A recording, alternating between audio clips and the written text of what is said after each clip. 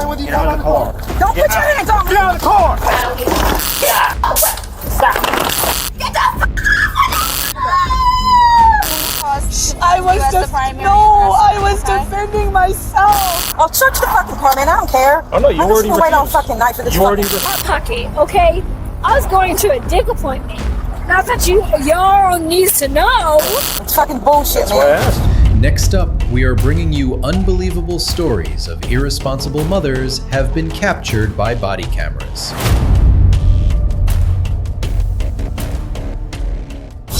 In a shocking turn of events, two 5-year-old girls narrowly escaped disaster after running through a busy mall parking lot alone, abandoned by their mother who left them unsupervised to work at a cookie kiosk. On February 25, 2024 at approximately 12:08 a.m., a concerned driver contacted the police from a mall parking lot reporting a distressing situation involving two young children.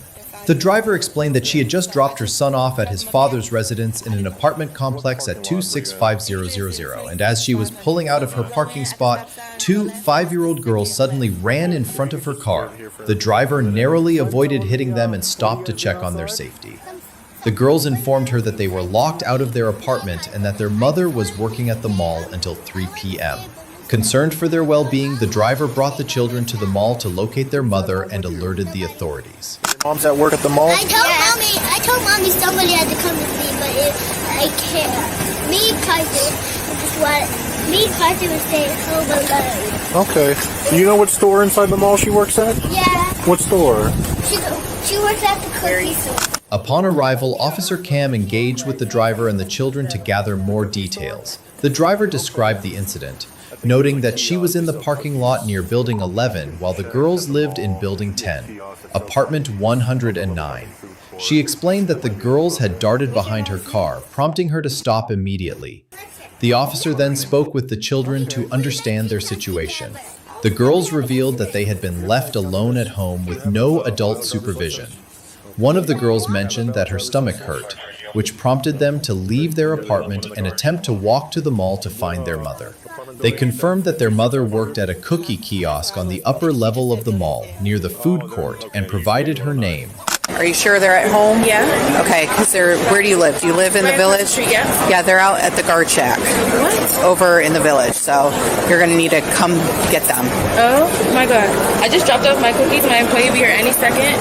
I had my friend over there watching them, but I don't know what's going on. Okay. The children further explained that they lived with their mother while their father resided in Bermuda. They stated that this was the first time they had been left alone, and they had no specific instructions from their mother on what to do that day. They also lacked access to a phone or iPad to contact her in case of an emergency. One of the girls mentioned looking for their mother's phone and keys to leave the apartment, but was unable to find them. The officer expressed concern about the dangers of the children wandering near a busy parking lot and emphasized the importance of staying safe. You have to listen to me. Yeah, what? Are you able to call her on like an iPad or anything in case of an emergency? No, we don't have an iPad. So you don't have any way to call her if there's an emergency? No, I look for his phone in his keys so I can the way to get out. But I couldn't find her. Yeah, because she keeps his keys in her car. The caller, she doesn't have a license. She's just waiting for someone to come drive the vehicle away. The police contacted the children's mother, who was working at the cookie kiosk in the mall. She was informed that her daughters were at the guard shack in the village where they lived, having nearly been struck by a vehicle. The mother explained that she had left the children briefly to drop off cookies at her bakery in BL Mall, expecting a friend named India to watch them. She claimed she had messaged India, who was supposed to arrive shortly, but admitted that India had not yet arrived when she left the apartment. The mother estimated she had left home around 1:40 p.m., approximately 10 minutes before the incident was reported. It's India. India? I know her. That's her. Did you need anything else? As long as it's filled out on the front back. No, it's fine. I'm so sorry. All right, yep, that's all I need. But you left without India being there yet. She was on her way. But she never showed up. She wasn't there yet. But I literally call her every time and she always comes every single time. Honestly, God, that's my fault. 100% I should have been until she was there. But I'm just Is there any other relative? The mother insisted that she had called India at 1:40 p.m. to confirm she was on her way, but she was unable to provide proof of this communication, stating that the messages were sent via Instagram and had been deleted. She acknowledged her mistake in leaving before India arrived, emphasizing that she typically relied on India for childcare and that this was an unusual oversight. She also mentioned having other relatives nearby, including her grandmother in Shaker near a middle school, but noted that her grandmother was not home at the time and her grandfather's ability to assist was unclear. And somebody coming over to babysit the kids. Because 139 or 140 is not a good time. It was a private call, it's not showing up. Nothing prior to 139? No, but I mean, I can call her. Any text messages? It was through Instagram. And are you able to pull that up? The officers determined that the situation warranted further action due to the children's vulnerability. They decided to transport the mother and the girls together in a police car, ensuring the mother was not handcuffed while with her children.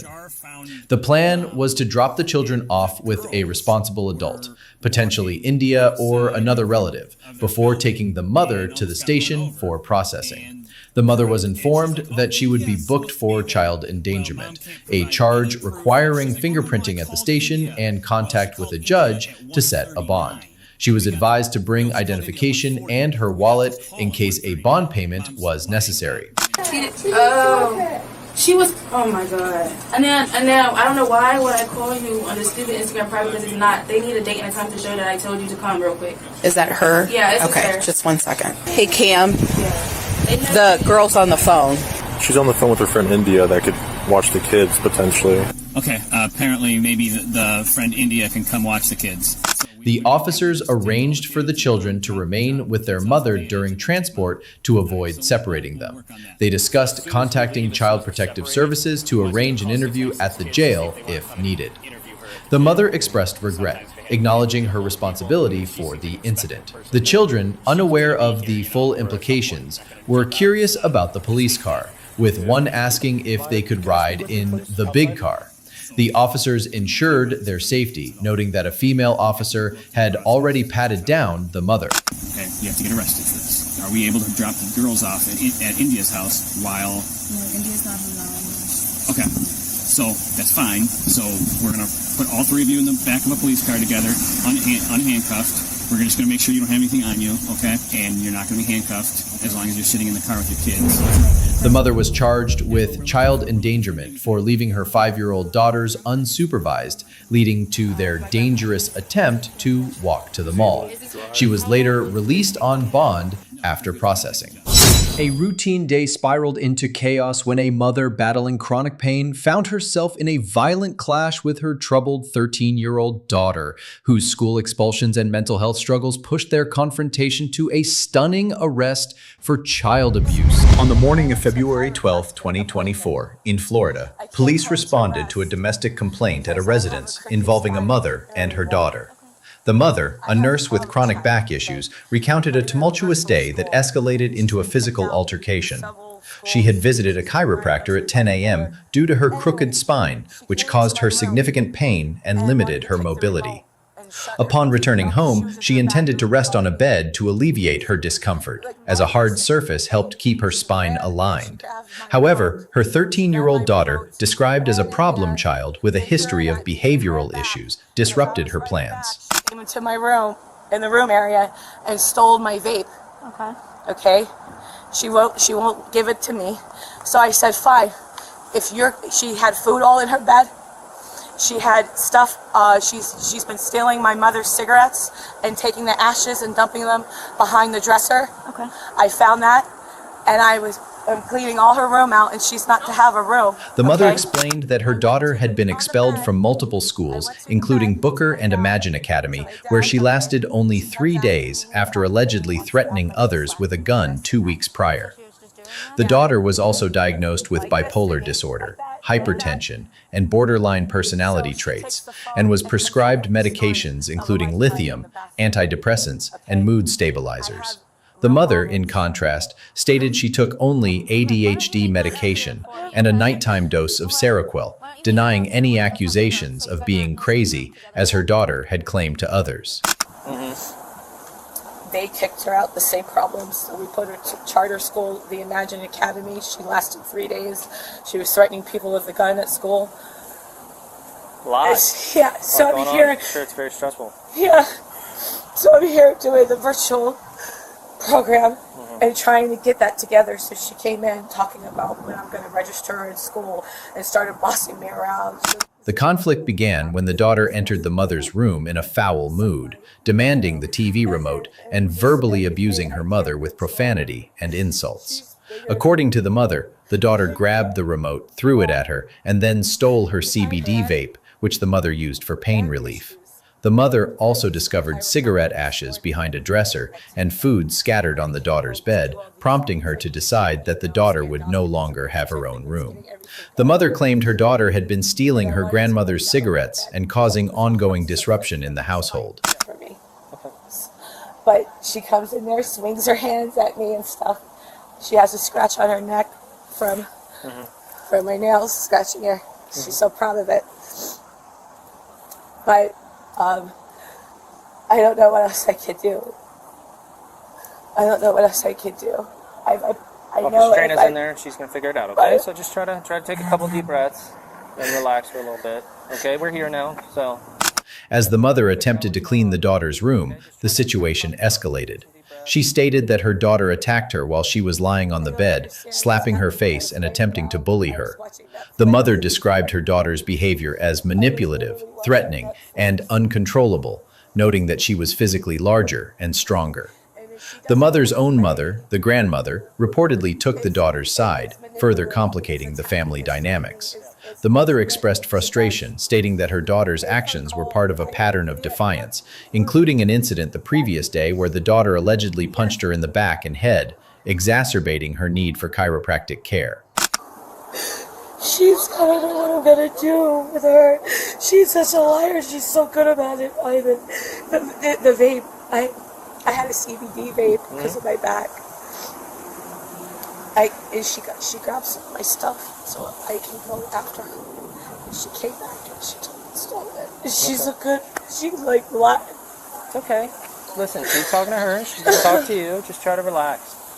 I know it's very, very stressful. We can't keep anything in the house. It doesn't matter if it's like a lighter or anything, or we can't have any internet devices open.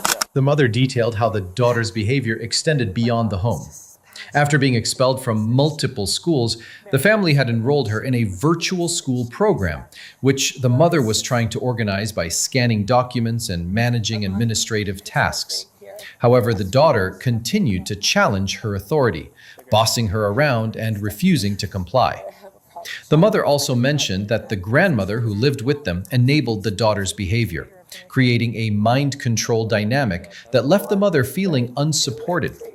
And now that she's coming up with this idea against me because I don't want her to have that room anymore, and she's not to have a room because there's cigarette. I don't smoke cigarettes. Yeah. My mom does. Okay. And there's cigarette ashes behind my dresser, and there's food all in the bed. Okay. And she's not to have a room anymore. Okay. And that's what this is about. This whole thing's going on. Okay. Yeah. And she stole my vape. Yep. And she's 13. Yeah. It's a lot going on. And I'm sure it's very stressful. Well, she got kicked out of Imagine Academy, and she was there for 3 years. Police intervention was sought to de-escalate the situation. Officers advised the mother to stay outside to avoid further confrontation while they spoke with the daughter. The mother was visibly distressed, emphasizing her physical limitations due to sciatica and her efforts to maintain a normal day despite her daughter's actions. She recounted how the daughter charged at her, leading to a physical struggle over the vape and remote. The mother insisted that her actions were in response to her daughter's aggression, claiming she was trying to manage an unmanageable situation. But then when I got up from the bed, this is what happened. When I got up from the bed, my blue vape that was on the bed, I saw it with my eyeballs. It fell off the bed onto the floor, and I was going like this, and I looked, and I saw it on the floor. I went back to get the remote that she hid. I came back, she comes charging out of her room, and the vape's gone off the floor. So after me picking up the food off the bed, me getting the ashes behind the dresser, she's not having a room anymore. So she went into the bathroom and didn't stay in her life. The mother's narrative painted a picture of a chaotic household, with her daughter's mental health issues and behavioral problems at the forefront. She described a long history of difficulties, including the daughter's brief stay with another grandmother in Broward County, who also expelled her due to similar issues. The mother expressed desperation, stating she could no longer allow her daughter to stay in the home with her grandmother and planned to take her to Pasco County to continue virtual schooling under closer supervision. And she can't put her hands on me anymore. Okay. Do you mind stepping out of the car? Why? I'm going to explain everything to you, okay? Just turn around for me. Bring it up. No. I'm going to explain everything to you. My daughter attacked me. I'm going to explain everything to you, My okay? daughter attacked me. Just give me 1 second, okay? No. Wait, stuck on tape. No. She was on top of me on my bed. It's going to be okay. I tried to get her away. Look at my nails, officer. I'm a nurse. This is going to ruin my career. I won't be able to take. My daughter has bipolar. I'm not on medication. I'm on 2 medications. Right. I came from the chiropractor. Okay. She attacked me.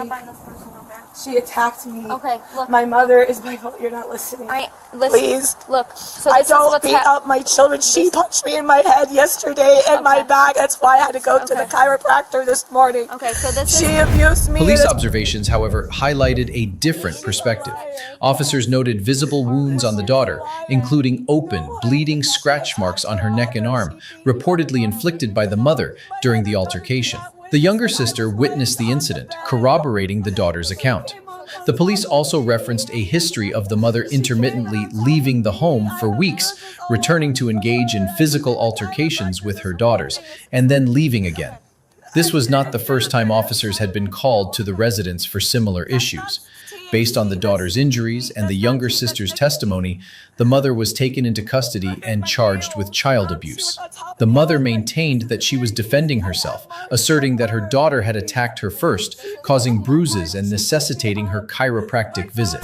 What began as a simple traffic stop for a missing license plate turned into a dramatic showdown as a man's forgotten ice in his pocket and his mother's fiery resistance led to their arrest in a whirlwind of defiance and discovery. On January 17, 2023, at approximately midnight, police conducted a traffic stop on a vehicle lacking a visible license plate.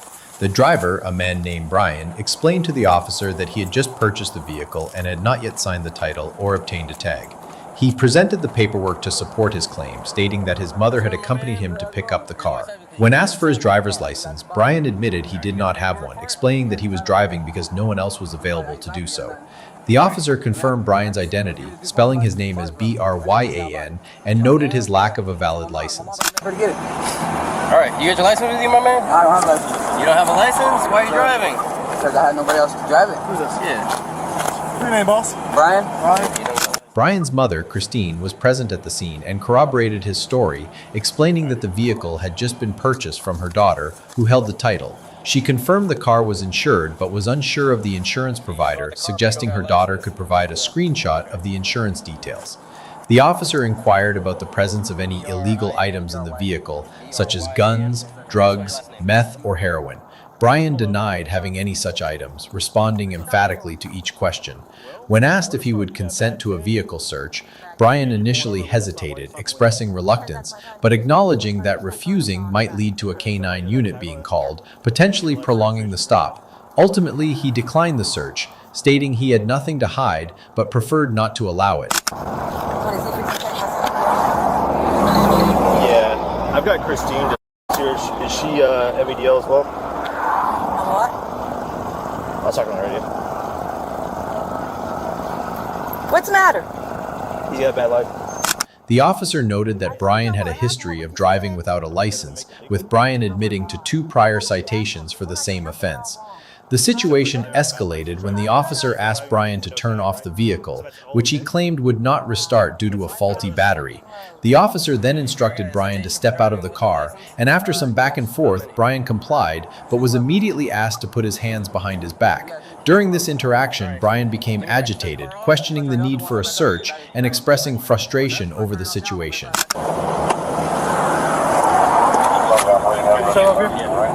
Go ahead and put your hands behind your back. Thank you for license. Christine, observing the interaction, grew upset, arguing that her son had done nothing wrong aside from driving without a license and with an untagged vehicle. She accused the officers of overreacting, and tensions rose as she refused to comply with orders to exit the vehicle. The officers informed her that she was resisting a lawful order, and after a heated exchange, she was physically removed from the car.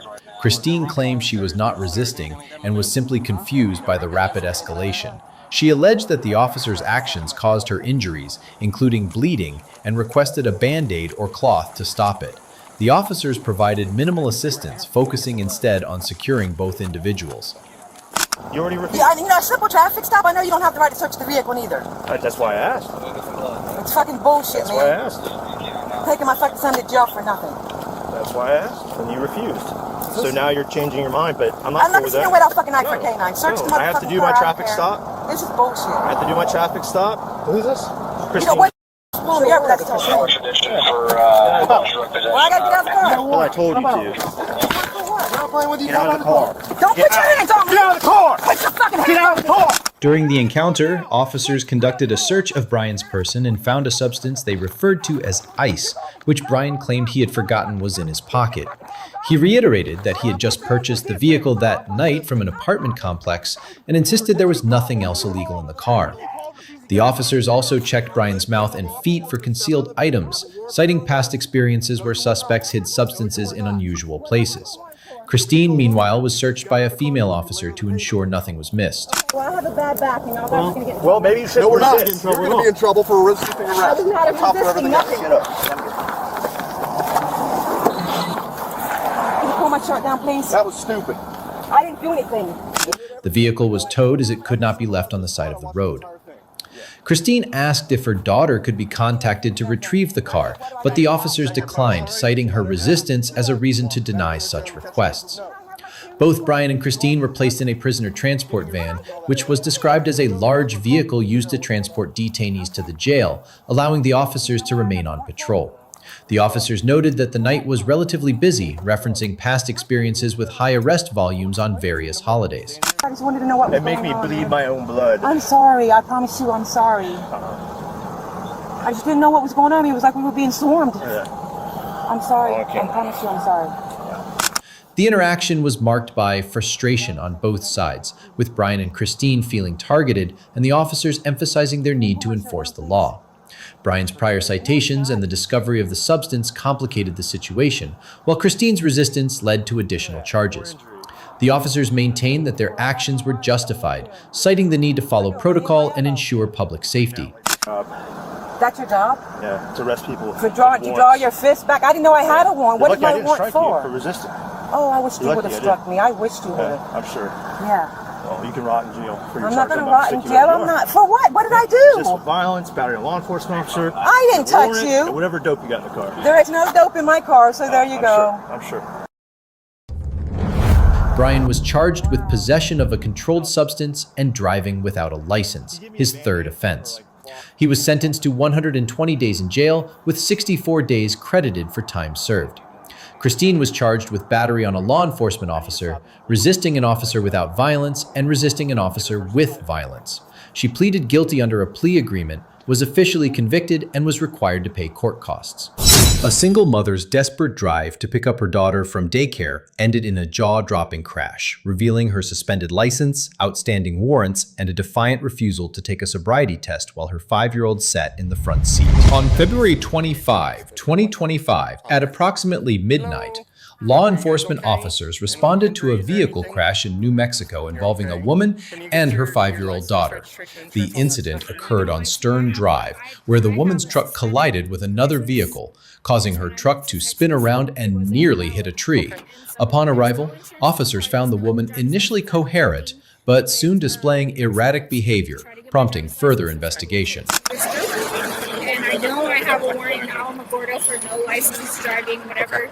And I've been trying to take care of all that. Okay. And so I'm a single mom of 3 kids. I'm not working. I live off of my child's disability check, And so I'm selling food plates, trying to make ends meet. The woman explained to Officer Pearl that she was driving down Stern Drive to pick up her daughter from daycare when the crash occurred. She described making a left turn, then a right, before another vehicle struck her truck with enough force to spin it around.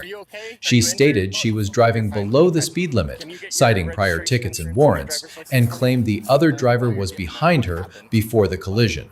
However, her account became inconsistent when questioned further, as she later said the other driver was in front of her, causing confusion about the sequence of events. She admitted to feeling rushed and speeding up slightly, but insisted she was cautious due to her legal issues and responsibility for her 3 children. I'm going to the traffic guard to pick up my daughter. That's crazy.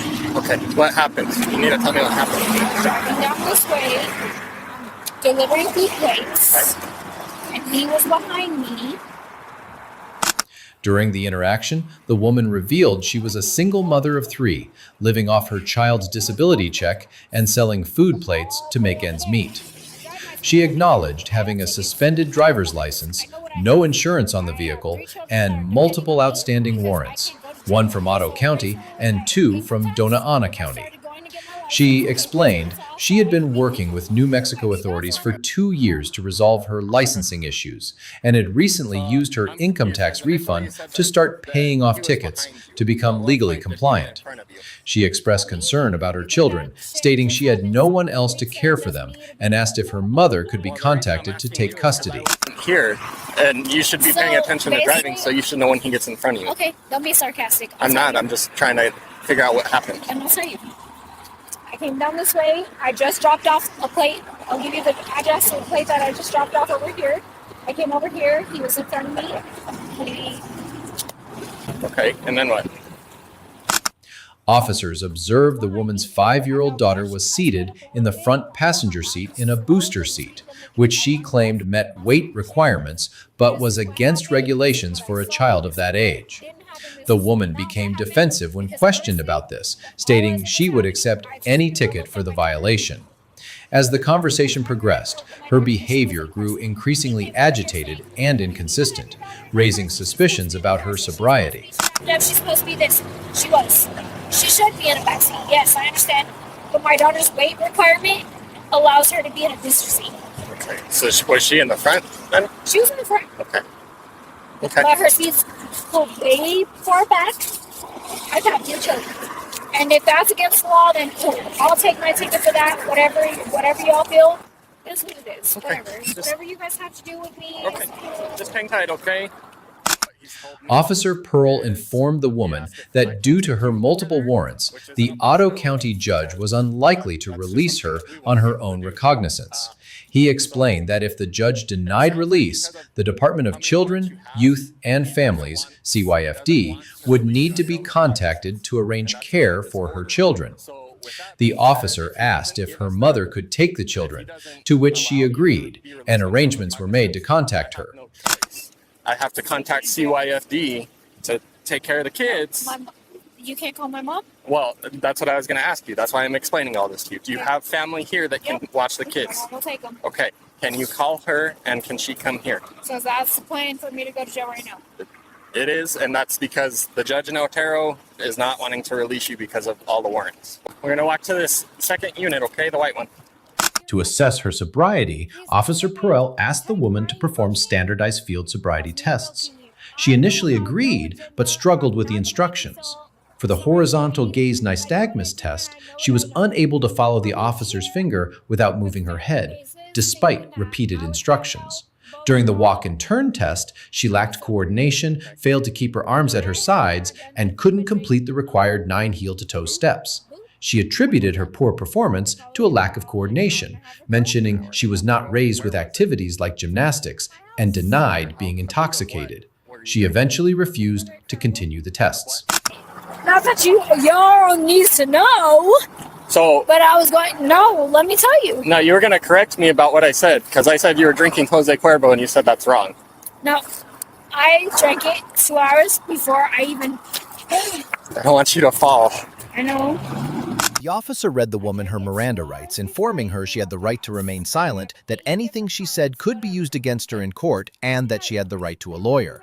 When asked if she had been drinking, she initially denied it, but later admitted to consuming a shot of Jose Cuervo at her house about 2 hours before the incident. She insisted she was sober, had never lost custody of her children, and had attended rehab in the past. Her emotional responses included statements about her struggles as a single mother and her attempts to resolve her legal issues. But she grew defensive, accusing the officer of making assumptions. Okay. Listen to me. I'm about to tell you something important. You're under arrest for driving under the influence of alcohol. The New Mexico Implied Consent Act requires you to submit to a breath test. Under the New Mexico Implied Consent Act, she was required to submit to a breath test to determine her blood alcohol content. She was informed she could choose an additional independent test at the law enforcement agency's expense, but she refused the breath test. The officer explained that refusal would result in a 1-year loss of her driver's license or non-resident operating privilege and could lead to a harsher sentence if convicted of driving under the influence. She remained uncooperative, stating she didn't care and refusing to take the test.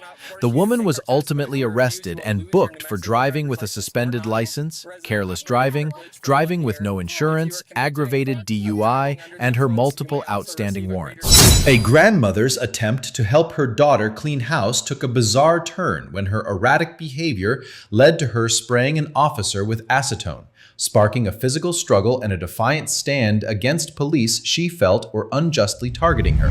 On December 31st, 2023 at midnight, a 911 call initiated a police response to a residence where a woman was reported to be acting erratically. The caller expressed concern that the woman had not been herself for years and might harm herself, noting that she had been banging on their door earlier that morning.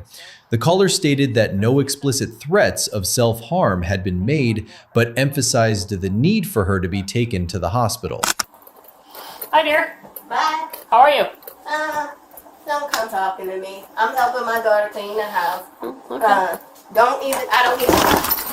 Stop. We're not playing the game. Stop. Stop.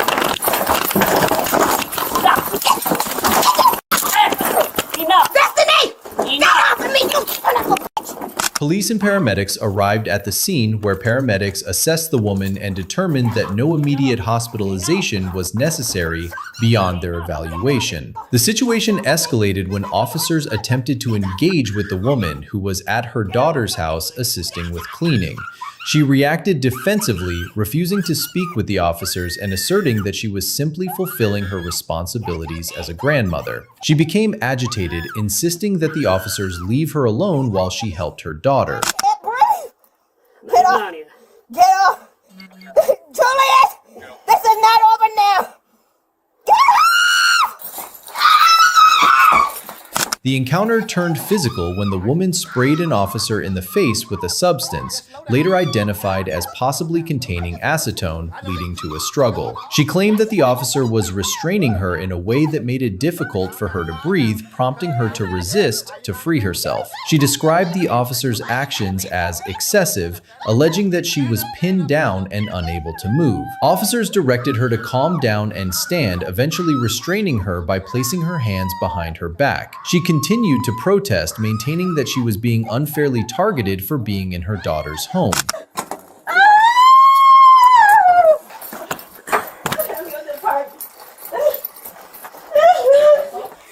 Well, fellas, if you can accept if so allowed, if not, just give me a call in and I'll take her. In a subsequent interview with Sergeant Davis of the ACPD, who was investigating the use of force, the woman expressed confusion and frustration about her detention. She stated that she did not understand why she was being held, emphasizing that she was only helping her daughter clean and acting as a grandmother. She dismissed the concept of abuse of force as irrelevant and refused to provide a detailed account of the events, suggesting that the officer's body camera footage would clarify the situation. She repeatedly expressed that she had no information to share and did not know why she was being questioned. Right down, feet up! Yeah, actually said. This is how y'all abuse your wives, huh? Hey, Sams. The woman grew increasingly indignant, accusing the officers of treating her like a criminal without justification. She compared their actions to how men abuse women and recounted letting a young man, referred to as Julius, into the house because he had nowhere else to go. She felt betrayed by his actions and the police response, believing they were acting on his word without proper investigation. She challenged the officers' authority, asserting that they had no right to demand anything from her and describing how she slammed the door to keep them out, only for an officer to forcefully intervene. She maintained that the physical altercation resulted from her defending herself against what she perceived as an aggressive intrusion. Use of force, like the officers, they had to, tussle with you or whatever happened. And I just wanted to get your version of what happened. I don't know what to say. I don't know what to say. I don't know what to say. I don't know what to say. I don't have nothing to say because I don't even know why you arrested me in my daughter's house when I'm helping her clean up and she say she's sick. Throughout the interview, she expressed disdain for Julius, describing him as a homeless individual who was causing trouble. She believed the police were wrongly siding with him and questioned why she needed to cooperate with officers who, in her view, were unjustly targeting her. She also suggested that Julius had a questionable character, implying he was a predator who should not be around children. I did ask him, now I'm asking you. I don't know what he's talking about. I don't even know why would he need to use abusive force? Because I'm doing my duties as a grandmother. Okay. Helping my daughter clean. Okay. The woman's allegations against Julius emerged toward the end of the interaction. She accused him of attempting to steal her computer and bringing stolen goods into the house. She expressed anger at his presence, describing him as an untrustworthy individual who was getting offended for no reason. She believed the police were acting on his complaints without verifying the facts and questioned his credibility, suggesting that his motives were suspect. I wasn't out there at your house. I don't even care.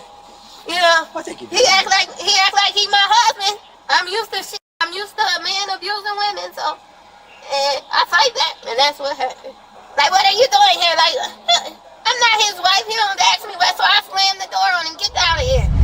The incident left the woman feeling targeted and misunderstood, convinced that her role as a grandmother and her efforts to help her daughter were being unfairly scrutinized. She remained defiant, asserting that even if taken to court, she would not stop being a grandmother and would continue to stand her ground. When defiance. But the dog wasn't walking. You didn't see that. So what are we talking about then, sir? Well, I told you I still shit. Turn minor moments. If I don't get that out, somebody's gonna the hell out of me. Into viral spectacles. I can't. God damn it! Don't make me, please. Help me, Mother Teresa! And it was about Buckle up because you're about to dive into a whirlwind of jaw-dropping chaos where everyday situations spiral into full-blown showdowns with the law.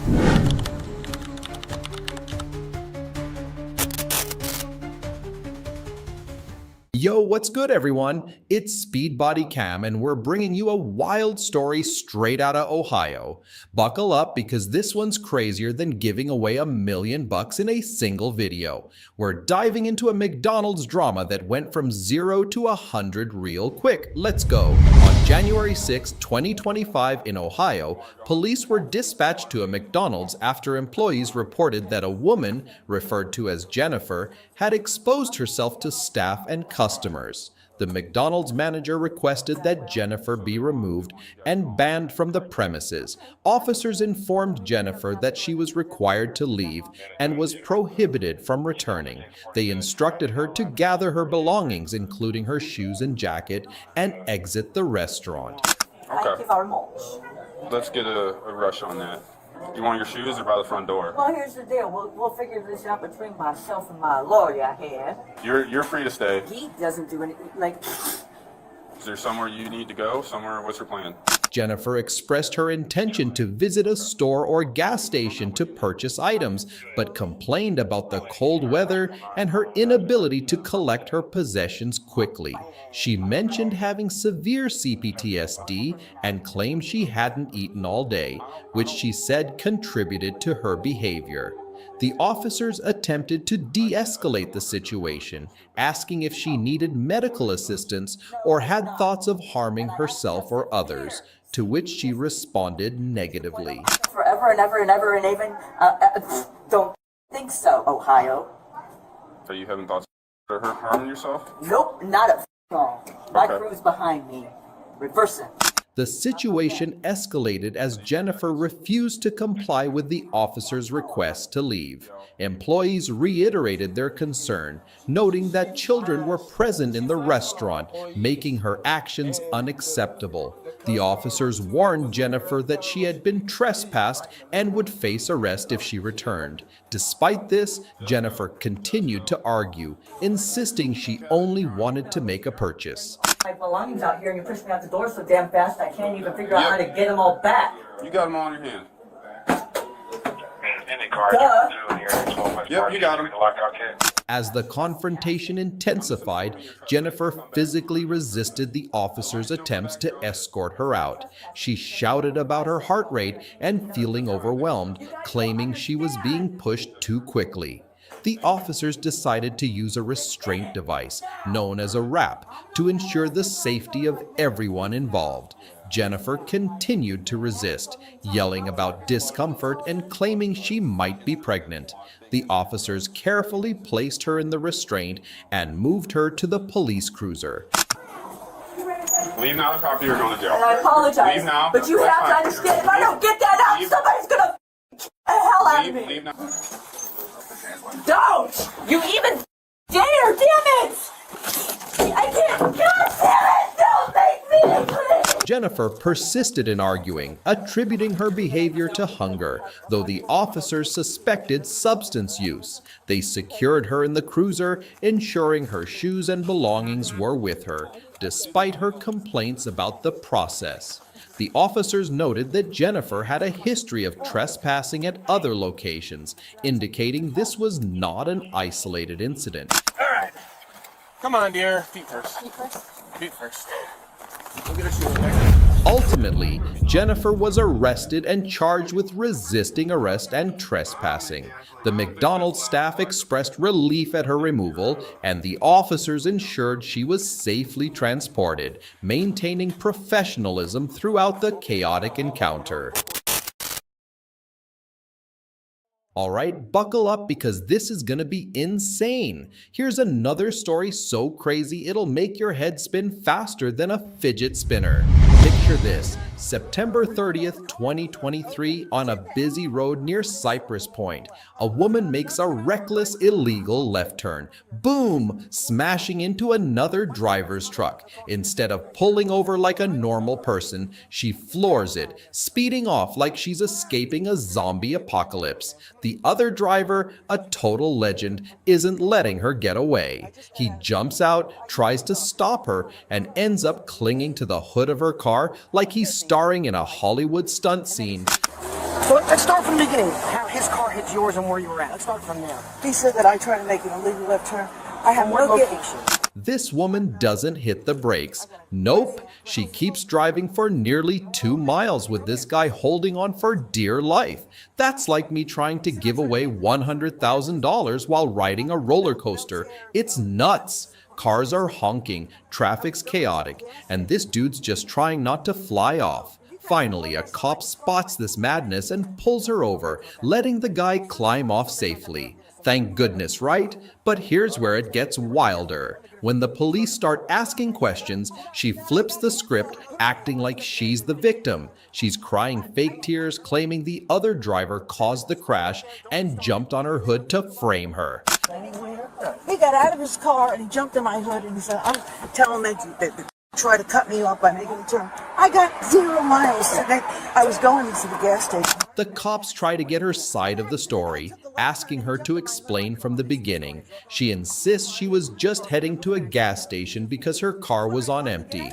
According to her, the other driver lightly tapped her car, then got out, stood in front of her vehicle, and threatened to sue her over his fancy $91,000 car. She claims he climbed onto her hood, refusing to get off, and she only drove to get out of traffic. She even says she begged him to get off, but he wouldn't budge, yelling about suing her for big bucks. He stood in front of my car and he said, "Do you want to go ahead and repeat what you told me to this deputy here?" And then he decided he was going to pass me. There was another lane to turn, and then I was in. The other driver tells a totally different story. He explains that she hit his truck while trying to make an illegal turn from a straight lane. When she tried to flee, he got in front of her car to stop her, but she kept going, forcing him to jump on the hood to avoid getting run over. He estimates she was speeding at 50 to 60 miles per hour with him clinging on, and a witness in a truck nearby confirms seeing her barreling down the road, ignoring his pleas to stop.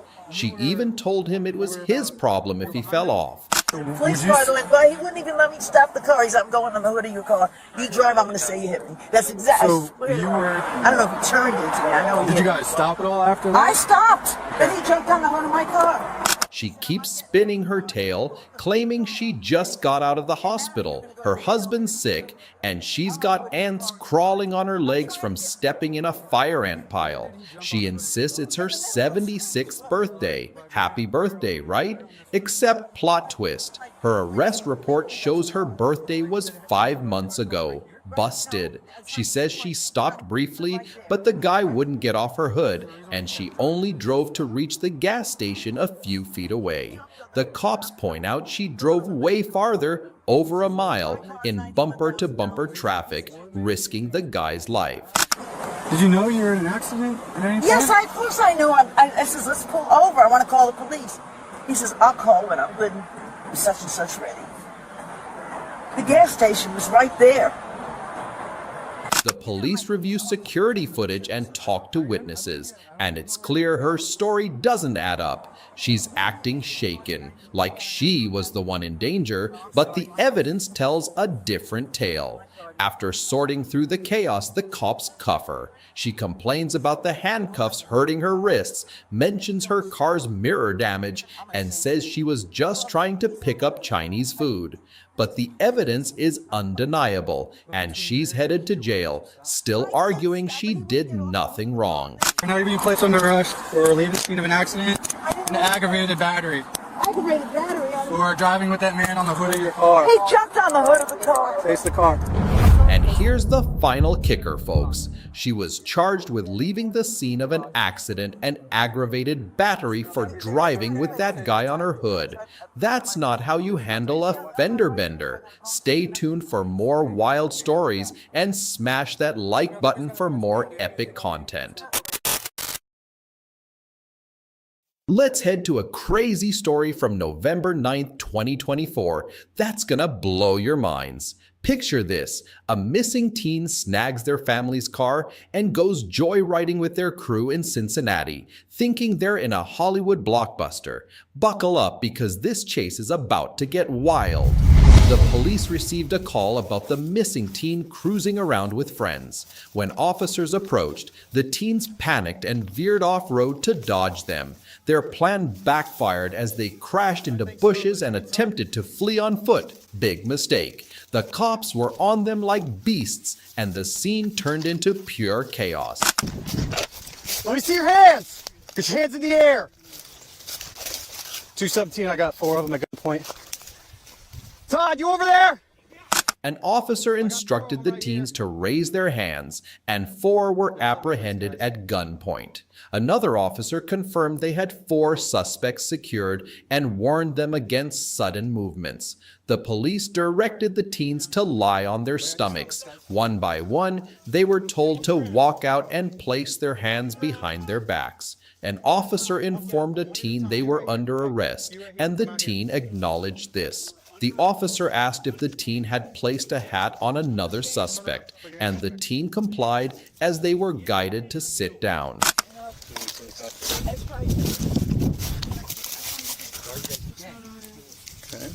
The police called out to a teen in a tan hoodie who explained they had placed items in their pocket. Officers searched them, ensuring nothing illegal was hidden and confirmed no items would harm them. The cops identified the missing teen, who admitted to running away from home in Greene County and being unsure of their current address in Cincinnati. The officer noted the teen's mother lived nearby and remarked they could address two issues at once, but informed the teen they faced charges. The teen revealed they were staying temporarily in Cincinnati and mentioned a caseworker, unsure of their name or details about juvenile probation. The officer warned that such actions could lead to further consequences. I'm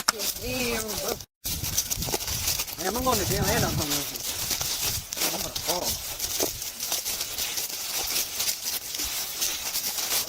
Hey, if y'all find a book bag. The police checked for injuries from the crash, offering medical attention if needed, but the teen declined a hospital visit. One teen expressed concern about a book bag containing a new bottle of Fireball. Officers coordinated transportation to the station, noting the difficulty of moving vehicles due to the terrain. A teen requested the removal of an item from their head, but the officer insisted it stay on. The suspects described entering through a creek and stone path, and the police directed them to walk that way. Let them walk over there, that's fine.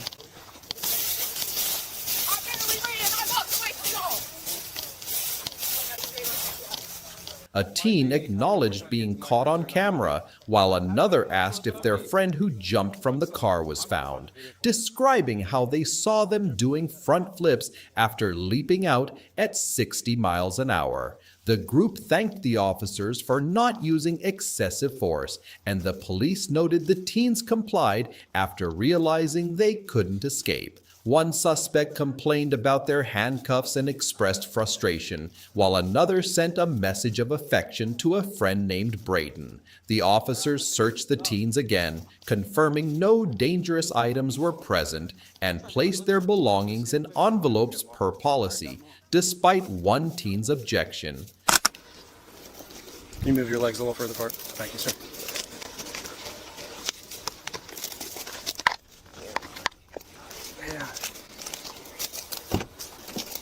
Have a seat.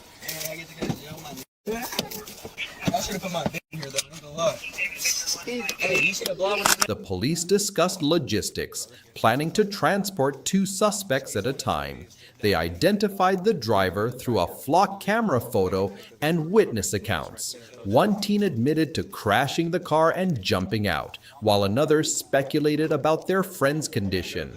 The officers noted one suspect had recently been released from jail. A family member arrived to inspect the wrecked vehicle, and the police began contacting parents for the juvenile suspects, preparing to process them separately. Tomorrow, maybe try and catch up? I don't know. Yeah. Do we want to put the girls in the interview rooms, one of those guys in the processing? The suspects faced charges of reckless driving, reckless endangerment, and burglary. This wild ride shows how bad choices lead to big consequences. Maybe counseling could help these teens break their rebellious streak. What do you think, fam? Stay tuned for more insane stories. Peace out. Now it's time for a crazy story from June 22nd, 2023 that's gonna leave you shook. This one's got drama, a dog, and a wild twist. Let's jump into this insane tale of animal cruelty that went down at a private residence. Buckle up. It all started when police rolled up to a house after a report of possible animal cruelty. A neighbor, out taking his trash, noticed something off with a truck parked nearby. He was furious, insisting the cops needed to prosecute whoever was responsible. He described waking up that morning, spotting the truck, and realizing a dog was inside, upside down. The neighbor, who loves animals and has a huge yard, was heartbroken and confused about how this happened. You see him put the dog in the car? No, I guess they called the dog out of the truck. Somebody, I don't know who they called or whatever, but I came out the door, so The truck belonged to a guy who was out of town in Texas, dealing with family matters. His girlfriend, Anna, lived upstairs at the property. The neighbor explained that Anna had been involved in some drama with Sasha, the truck owner's ex-girlfriend, who'd been staying there but got kicked out. Sasha owned a 6-month-old pit bull, and after the breakup mess, the dog ended up in the truck. The neighbor had seen Sasha with the dog the day before, alive and well, but now it was a different story. The truck was swarming with flies, giving off a foul odor, and the dog wasn't moving. Well, like I said, they obviously had some doors were open when I came out with somebody out here. And then when I came back, when I freaked the fuck out, the doors were shut. The neighbor recounted how Anna had called someone at 2:30 a.m. to deal with the dog situation, but when he checked, the truck doors were open, then mysteriously shut again, suggesting someone tried to cover it up. He suspected Anna knew more than she let on, as she was upstairs doing laundry during the investigation. The police learned from others that Sasha, who was homeless, had left the dog with Anna briefly because she had nowhere else to keep it. The neighbor believed the dog was placed in the truck after Anna and Sasha's fallout. All I know, I was washing the door. The owner came and took her. That's the last time I saw the dog. Was it a male or female? I think it was a girl dog. You don't know? Who took the dog? The lady. The lady took the dog back? Investigators questioned Anna, who admitted she told Sasha to leave the property days earlier. She claimed she didn't know the dog was in the truck until she noticed flies. The police then tracked down Sasha, the dog's owner, for answers. Detective Manny explained they'd found her deceased dog and needed to clarify what happened. Sasha, visibly upset, shared that she'd been working late on June 18th, showered at a friend's place, and fell asleep. She'd left the dog in the truck that evening because she was homeless and had no other options. She intended to retrieve it after work, but didn't check until the afternoon of June 19th, when she found her pup dead. No, my boyfriend's my ex, but he's in Texas, but the guy's messing with us. So you're the owner of the truck right now? No, it's not mine, it's his, but... How long have you been in Texas for? About 2-3 weeks now, and I'm supposed to be heading out today. So, how'd the dog get in the car? She put him in there. She has keys? She took her keys that I had here because we had a hit in here. I asked her for those keys back, but the car was open. Security footage from a nearby motel confirmed Sasha's story, showing her at the truck around 2:30 p.m. on June 19th, clearly devastated. The police discovered the dog 2 days later, on June 21st, already deceased. The neighbor described the grim scene as officers carefully removed the dog to preserve evidence, noting its tag confirmed it was Sasha's. The process was tough, with the dog stuck in the truck, requiring careful handling to avoid damaging the body further. You know what you might have to do? You might have to go in there and grab the hand and Are you on the other side, like pushing it out? Pushing it out which way? Oh, pushing him out. The thing is that his legs are jammed there. Yeah. The investigation concluded Sasha didn't intend harm, but she faced serious consequences. She was charged with aggravated animal cruelty for leaving the dog in the truck where it died. Months later, additional charges of cocaine possession and resisting arrest without violence were filed. She was sentenced to 3 years of probation and banned from owning animals. What a wild, heartbreaking story. Stay kind, look out for animals, and we'll catch you in the next epic tale. Peace out! On April 14, 2025, Deputy Cedic, badge number 1019, stopped a woman named Sabrina for violating a city ordinance prohibiting dogs on a Florida boardwalk. He asked if she had her ID, to which she responded that it was in her car, vaguely indicating its location.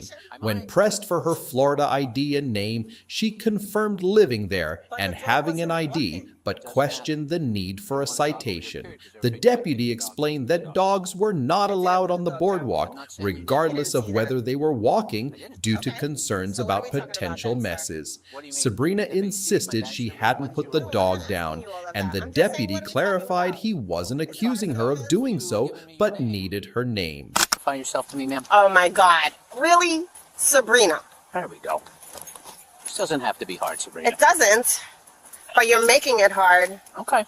Sabrina reluctantly provided her first name, spelling it Sabrina, but resisted giving her last name, repeatedly asking why identification was necessary. The deputy reiterated his request, warning he might issue a citation. She continued to argue that the dog wasn't walking, expressing frustration. As she persisted in withholding her last name, the deputy instructed her to put her hands behind her back, warning of potential arrest. Sabrina expressed disbelief, accusing him of bullying and using his authority excessively, claiming she was only holding her dog Noodles. You tell me. It sounds like you're bullying me. It sounds like you're bullying me and you are using your authority. Well, I just asked you. You are using your authority. Identify yourself to me. Ow, he's hurting me. Yeah. He's hurting me. Oh my God, put the dog. The situation escalated as Sabrina resisted, alleging the deputy was hurting her and using pain compliance.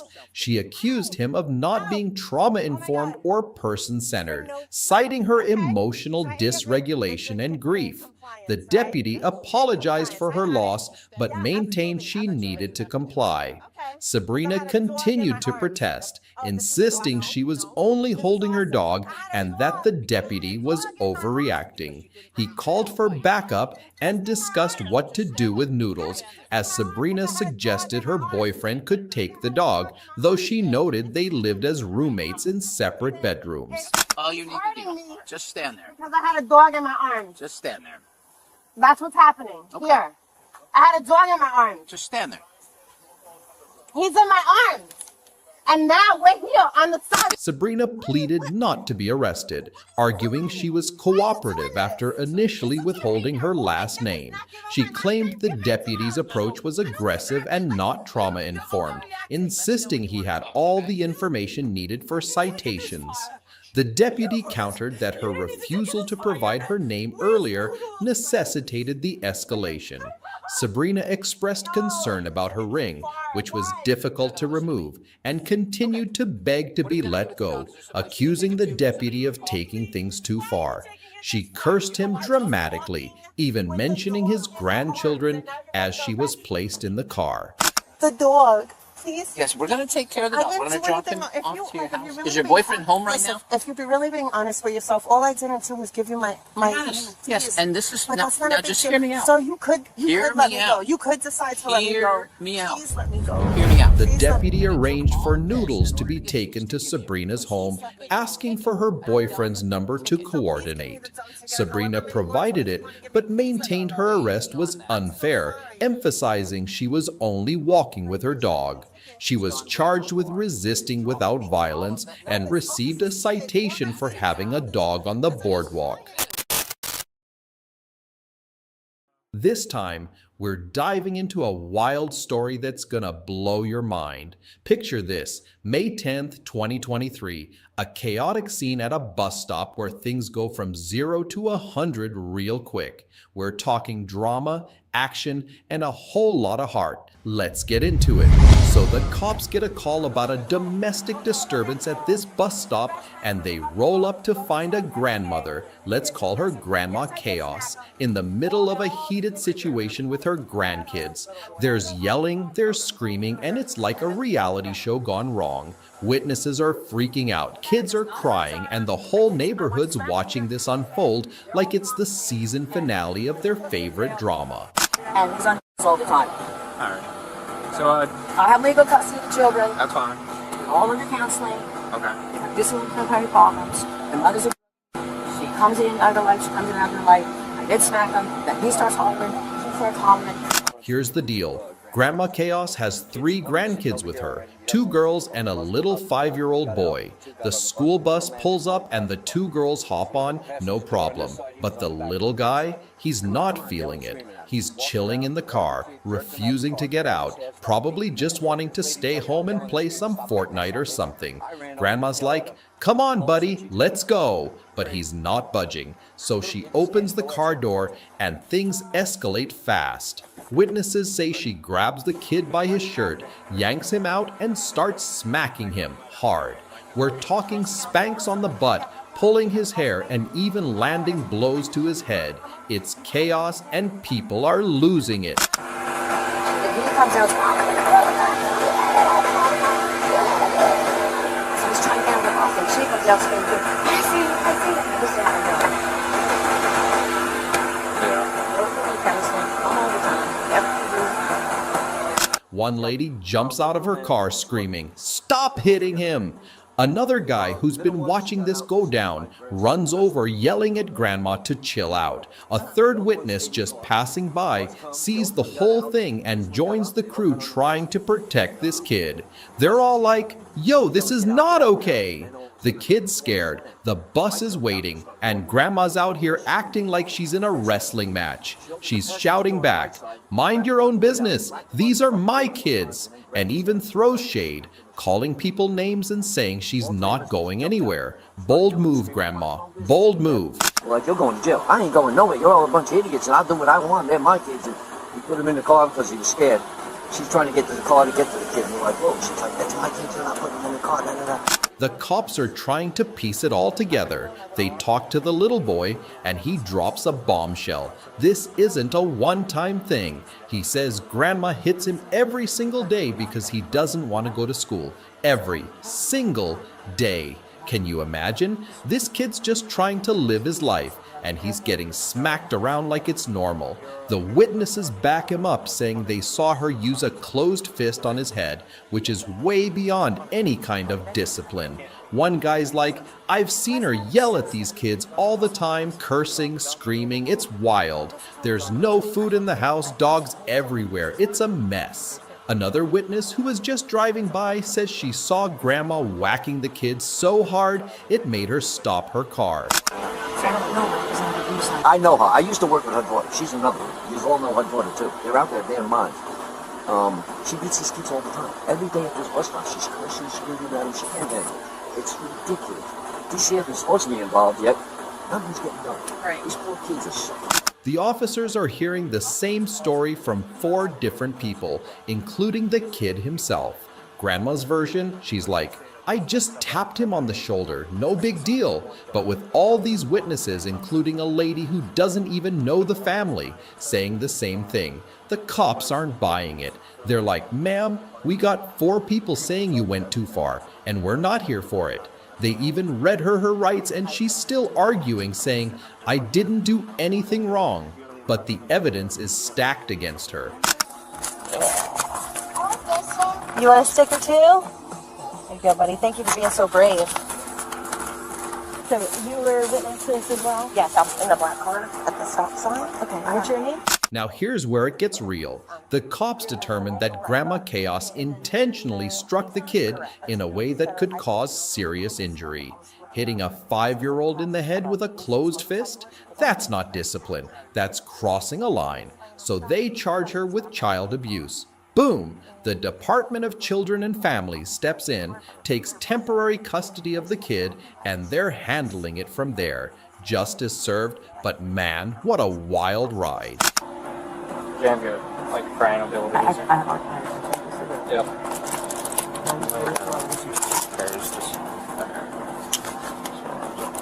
We're going to use 2 pairs so you have a little bit more. Actually, your arms are able to do that, guy. That's fine. Why can't I ask that question that way? I don't understand. Because you refuse to answer I my did question. refuse. I said I just want to know if I'm charged. I will answer your question. You are being charged. If you thought this story was insane, smash that like button and share it with your friends. Let's get this to 1 million views, and maybe we'll do something crazy like give away a school bus full of candy. Stay awesome, stay kind, and we'll catch you in the next one. This one's coming at you with a wild story straight from a New Jersey club that's gonna blow your mind. Buckle up because we're diving into some crazy drama where a woman's night out turned into a total mess and the cops had to step in with a reality check for the ages. Let's get into it. So picture this. It's a loud, bumping night at this club, music blasting so hard you can barely hear yourself think. The vibe's supposed to be chill, but one lady's causing a ruckus. She's acting all kinds of disorderly, refusing to pay her bill for food and drinks, and just being straight up defiant. The club calls the cops, and things spiral from there. You ready for this chaos? Let's go!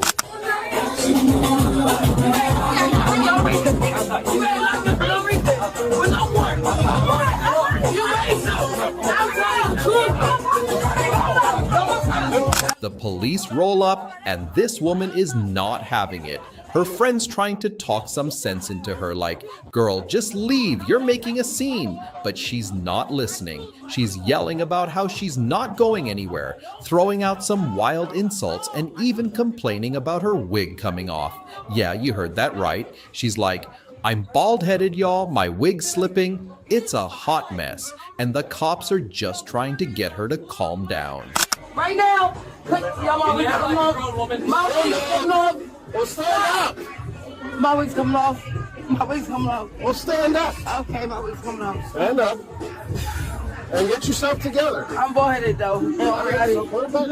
The officers are super patient at first, telling her, "Yo, just stand up, let's get you out of here." But she's not budging. She's screaming about her shoes, her pants, her wig. Everything's a problem. She's like, "Don't touch my shoes, pull my pants up." It's like a reality show gone wrong. The music's still blasting, making it hard to hear, but her attitude? Oh, it's loud and clear. I'm not doing that, bro. All right, come get up, please. Be calm. Well, no, she's got to learn to listen. I didn't do it. I pay for everything. Why you got you bad boy?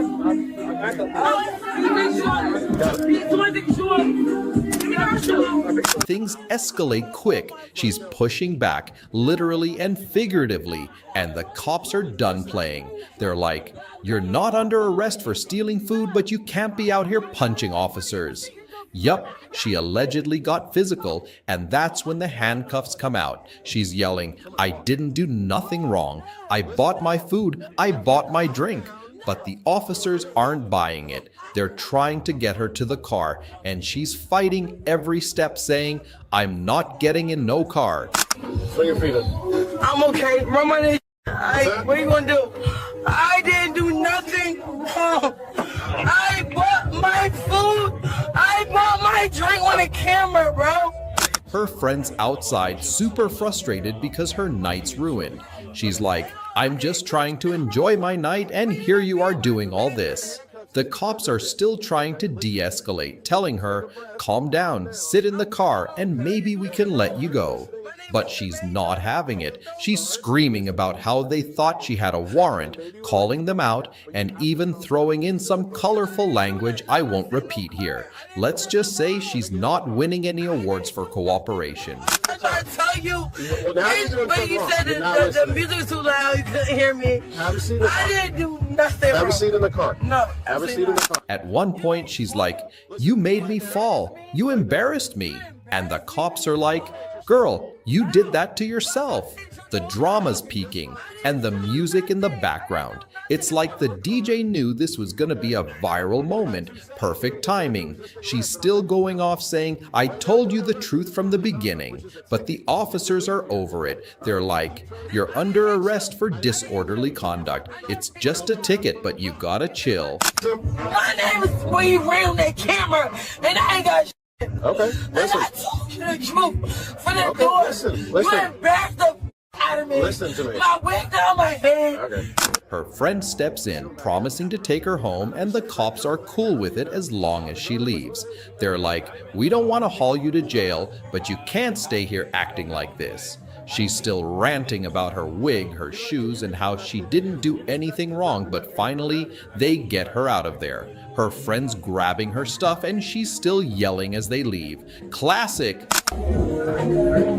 Hey, Yeah, what are you gonna... She rolled with me, what? Are you gonna take her home, or are you Yeah, staying? I her up, yeah. Well, she getting charged, but we can let her go here if you're gonna take her home. But we can't just let her leave, you know what I'm saying?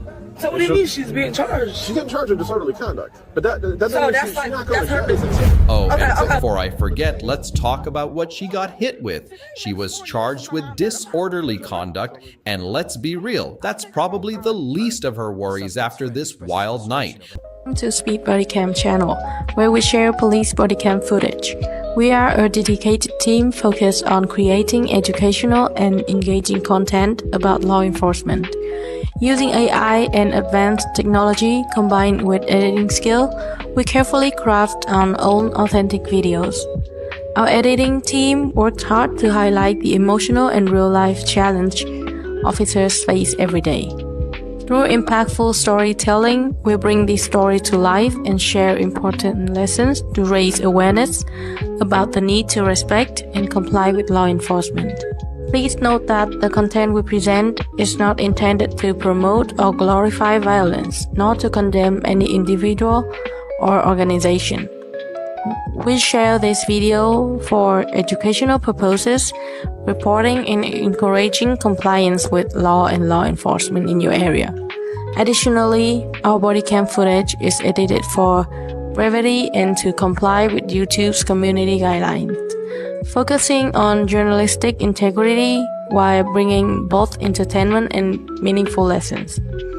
We appreciate YouTube for providing a wonderful platform to reach viewers and share valuable content worldwide. Our audience support is a huge motivation for us to continue producing meaningful content every day, and it means so much to us. Thank you for being a part of the Speed Bodycam community. That's all for today's episode. If you enjoyed the video, don't forget to give us a thumbs up, subscribe if you haven't already, and share your thoughts in the comments. Thanks for watching, and we'll see you next time.